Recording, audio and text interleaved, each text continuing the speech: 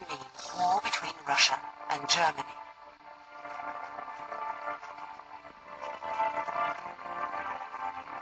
That would mean war between Germany and France.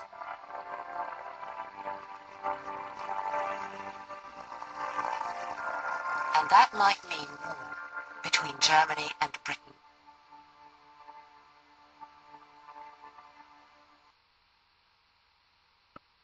Let us continue. Here are some of the consequences of World War I. There were over 9 million soldiers killed and 5 million civilian casualties, with about 120,000 of these being Americans. The war was a very costly affair. Imagine inflation. $337 billion back then would be a lot more today. Probably well over $1 trillion by now. But let's go on. Let's move on. There were also the fall of 4 different empires. There was the Russian Empire in 1917, mainly because of civil war with the Bolsheviks in 1917. And that conflict between the Bolsheviks and the Tsars went on for some time. German and the Austrian-Hungarian empires also fell in 1918 as a result of World War I, and later the Ottoman Empire.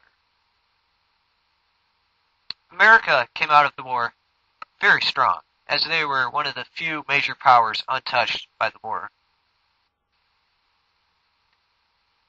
Now remember, you can pause this at any time, and here is a quiz to review what we have gone over. But let's continue. The peace talks. World War I ended at 11 a.m. November 11th, 1918, the 11th hour of the 11th day of the 11th month. Many nations were involved in the talks, but in reality, there were only a few major powers calling the shots.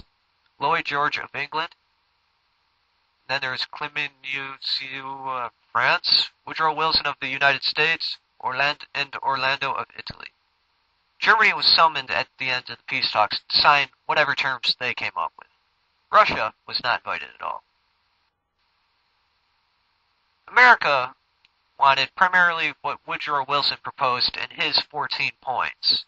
He wanted the creation of a League of Nations, a predecessor to the modern UN, as to prevent war from starting again.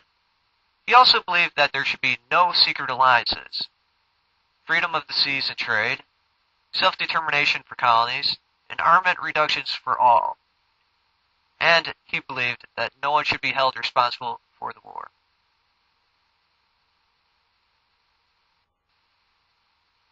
France and Great Britain wanted to see Germany punished severely, though in private Lloyd George of Great Britain supported many of Woodrow Wilson's points, except for the freedom of the seas, as the UK had the most dominant navy at this time.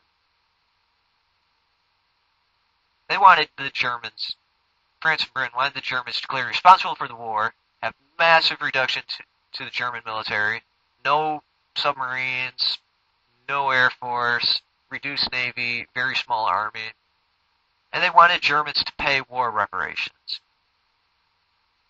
monetarily and by occupation. There we go. Germany wanted basically to return to how things were before the war. They were hoping for a term similar to Woodrow Wilson's 14 points, but that's not what they got in reality. The real-life results, the League of Nations was created, but due to internal politics in the U.S., Woodrow Wilson and the Wilsonians and the American State Senate did not agree on what they wanted to do, so America ended up staying out of the League of Nations, even though it was their idea. Austria, Hungary, Bulgaria, Turkey, and Germany were all punished and all paid reparations, though Germany was punished the most severely. Germany had to pay reparations in money and goods. They lost all their overseas colonies. Many Germans were tried after the war as war criminals, and as I mentioned earlier, they did in fact lose much of their military power. And Germany had to declare guilt for causing the war guilt clause. And some German lands were occupied by the French. These terms in the Treaty of Versailles would eventually bankrupt Germany's economy and lead to the rise of fascism and Hitler's rise to power. Here are a few great visual aids to show the results of World War I.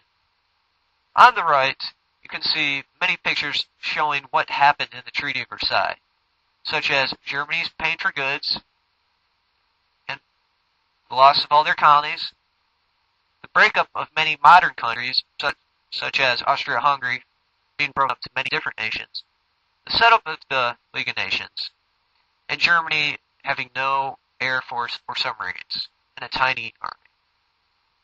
Now the picture in the bottom left is another great visual aid, as it shows France gaining land, Denmark gaining land, Lithuania, the creation of Czechoslovakia, and them also gaining German lands, and the creation of Poland. It was also very strongly felt in the peace talks that this new nation of Poland should have access to the sea, and as a result, Germany was cut in two. Now examine this visual aid. How is this picture appropriate? And who is that getting squeezed? Let's take a minute to examine this.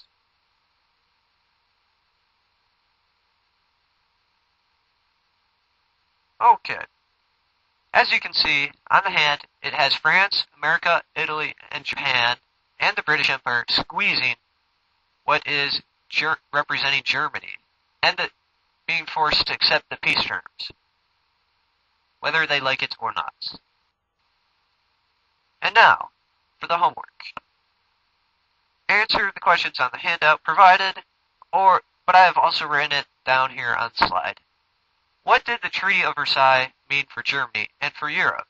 Compare the following: the War Guilt Clause, reparations, military, land, and peacekeeping. Disclaimer, I was not sure if this was necessary, but I thought it should be included. I do not own the videos in this presentation, such as they belong to who they came from, such as the BBC. And thank you for watching.